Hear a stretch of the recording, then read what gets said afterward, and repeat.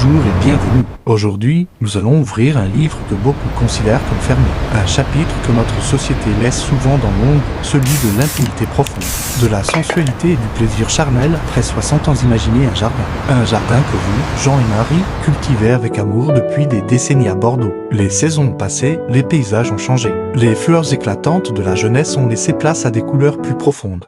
Des parfums plus subtils. Ce jardin, c'est votre vie intime. Et, comme tout jardin, il a besoin d'attention, de nouvelles graines et parfois de redécouvrir des sentiers que l'on pensait oublier, ceux que nous allons explorer ensemble. C'est l'un de ces sentiers merveilleux et parfois méconnus, la caresse buccale, le sexe oral, comme une voie royale pour maintenir une connexion vibrante et épanouissante au sein du couple. Senior, loin des clichés et des tabous, nous allons parler de tendresse, de désir réinventé et de bonheur partagé. Le temps passe. Les corps changent. C'est une vérité physiologique universelle pour de nombreux couples qui ont partagé une vie entière. L'intimité physique peut commencer à ressembler à une terre étrangère. Les conversations à ce sujet deviennent rares, chuchotées ou disparaissent complètement, laissant la place à un silence pesant. Le problème n'est pas la disparition du désir. Contrairement au mythe mince d'une vieillesse asexuée, le désir d'intimité, d'amour et de plaisir ne prend pas sa retraite. Le véritable problème est un mur construit avec les briques de la gêne, des remaniements hormonaux liés à la sénescence, et des idées préconçues pour les hommes. La dysfonction érectile peut devenir plus fréquente. La pression de la performance, internalisée depuis des décennies, se transforme en anxiété d'anticipation. Chaque tentative peut être vécue comme un examen et chaque échec comme une trahison de son propre corps pour les femmes. La ménopause a pu entraîner une atrophie vulvovaginale, rendant la pénétration inconfortable, voire douloureuse. Les sexologues nomment cela la dyspareunie. La libido, intimement liée à un équilibre hormonal fluctuant, peut sembler capricieuse. Le corps change, l'image de soi aussi, et avec elle la confiance en sa propre séduction. Le résultat, un évitement progressif. On ne veut pas décevoir l'autre, on ne veut pas se sentir déçu par soi-même. Alors, on prend ses distances. Les grands lits qui ont abrité tant de passions deviennent de vastes continents de solitude. La peur de l'échec et l'inconfort physique créent un fossé que la tendresse quotidienne panne. Parfois, comblez, laissez-moi vous raconter l'histoire de Jean et Marie.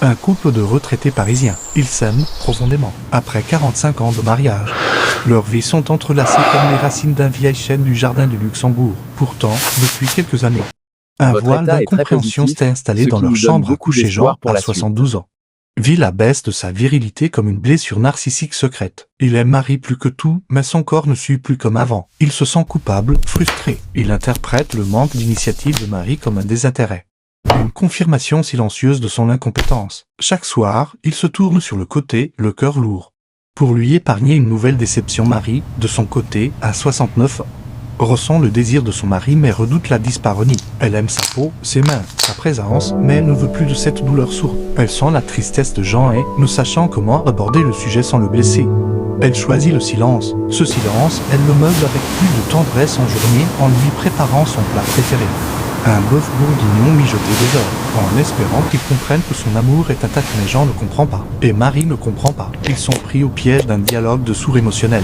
Le désir de l'un se heurte à la crainte de l'autre, et l'amour qui les unit devient le spectateur impuissant de leur éloignement physique. Leur jardin intime est en friche, non par manque d'amour, mais par manque d'outils adaptés à cette nouvelle saison de leur vie. Cette frustration silencieuse, ce sentiment que quelque chose de précieux vous échappe, cette agitation est le quotidien de tant de couples qui, par pudeur ou par méconnaissance, pensent que la porte du plaisir s'est simplement refermée avec l'âge. Ils oublient qu'il n'y a pas qu'une seule porte, mais de multiples fenêtres à ouvrir, si la solution ne résidait pas dans la quête acharnée de retrouver la sexualité de vos 30 ans, mais dans l'exploration d'une nouvelle géographie du plaisir. La preuve que nous cherchons n'est pas dans des statistiques froides, mais dans les avis des experts et les témoignages des sexologues et des gérontologues le confirment. La satisfaction sexuelle des seniors est moins dépendante de la fréquence des rapports coïtaux que de la qualité de l'intimité et de la sensualité partagée. On passe d'une sexualité performative et génitale à une sexualité sensorielle et relationnel. Écoutons Dominique, 65 ans, de Lyon, qui témoigne dans un magazine français. Je n'ai jamais été aussi heureuse. J'ai enfin découvert la plénitude des orgasmes. Il n'est plus question de se soulager, mais de s'abandonner aux caresses de l'autre. Un homme interrogé pour un article sur la sexualité des seniors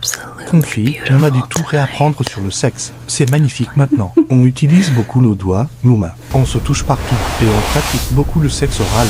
La solution, c'est cette réinvention. Et la caresse buccale en est l'une des plus belles expressions. Pourquoi est-ce une solution si Puissante, elle libère de la pression de l'érection. Pour un homme, recevoir une fellation est un acte de plaisir pur qui ne demande aucune performance. Il peut se détendre, recevoir et se sentir désiré pour ce qu'il est. C'est un cadeau immense qui restaure la confiance et l'estime de soi. Elle contourne la douleur liée à l'atrophie vaginale. Pour une femme, le cunnilingus est une voie directe vers le plaisir, qui non seulement ne provoque aucune douleur, mais augmente la lubrification naturelle par l'excitation qu'il procure. L'orgasme clitoridien, souvent plus intense, redevient accessible sans elle est l'incarnation de l'intimité. Le sexe oral est un acte d'une générosité et d'une vulnérabilité profonde. C'est un don de soi, un acte de dévotion au plaisir de l'autre qui resserre les liens du couple de manière spectaculaire. Elle éveille tous les sens. Ralentir, prendre le temps, explorer avec la bouche, les lèvres, la langue, c'est une forme de slow sex parfaitement adaptée à la maturité. Une expérience sensuelle totale qui enrichit la palette du plaisir. Imaginons que Jean et Marie décident de consulter leur médecin traitant. Marie ose enfin parler de ses douleurs. Le médecin la rassure, c'était un symptôme courant, traitable. Il lui prescrit un traitement hormonal local à base d'oestrogène, sous forme d'ovules qui ne présentent pas les risques des traitements systémiques, et lui conseille des hydratants vaginaux à usage régulier. Rassuré par cette démarche, Jean part à son tour de ses troubles érectiles. Le médecin lui explique les options modernes, les inhibiteurs de l'AP5, comme le sildenafil ou le tadalafil, qui sont des facilitateurs d'érection très efficaces. Il mentionne aussi, en cas d'échec, d'autres solutions comme les injections intracaverneuses ou le vacuum. Jean comprend que ce ne sont pas des aveux d'échec, mais des béquilles pharmacologiques, des outils pour retrouver une confiance perdue. Ce dialogue médical est la clé. Il ouvre la porte à l'expérimentation, libérée des contraintes physiques. Il découvre que le plaisir n'a pas un seul visage, mais des milliers. Que l'orgasme de Marie, provoqué par la bouche aimante de Jean, est une célébration de leur amour. Que le plaisir de Jean, libéré de toute pression, est une source de joie partagée. Leur jardin n'était pas mort. Il avait juste soif d'une nouvelle pluie. L'histoire de Jean et Marie n'est pas une fiction. C'est une possibilité qui est à votre portée. Le plus grand obstacle à une vie intime épanouie en vieillissant n'est pas le corps. C'est le silence. Alors, voici mon invitation. Osez la conversation. Choisissez un moment de complicité. Parlez avec votre cœur en utilisant le je. Je ressens, j'aimerais. Partagez vos craintes, mais surtout, partagez vos désirs de connexion, de tendresse, de plaisir. Soyez curieux. Laissez de côté l'idée que vous savez tout de votre partenaire. Posez des questions. Qu'est-ce qui te ferait plaisir? A-t-il quelque chose que tu aimerais que nous essayions? Abordez le sujet de la caresse buccale avec douceur et ouverture. Consultez. N'ayez pas honte de parler de votre intimité à votre médecin ou à un gynécologue.